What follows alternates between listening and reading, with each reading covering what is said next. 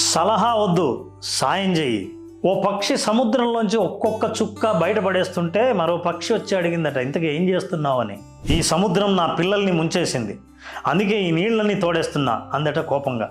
నీకేమైనా పిచ్చా? ఇన్ని నీళ్లు తోడాలంటే నీ జీవితం కూడా సరిపోదు అంది.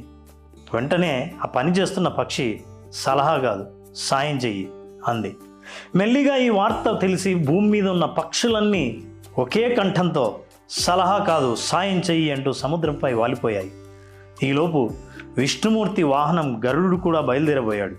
అయితే విష్ణువు, నువ్వు వెళ్తే నా పనులన్నీ అయిపోతాయి కదా, అయినా అది సాధ్యమయ్యే పనేనా అన్నట్ట. వెంటనే గరుడు కూడా, స్వామి సలహా కాదు, సాయం చేయండి అన్నదట.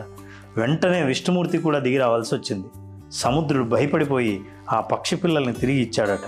ఈ కథ నీతి ఏంటంటే, మీ చుట్టూ చాలామంది సలహా ఇచ్చే వాళ్ళు ఉంటారు, వాళ్ళతో ఈ మాట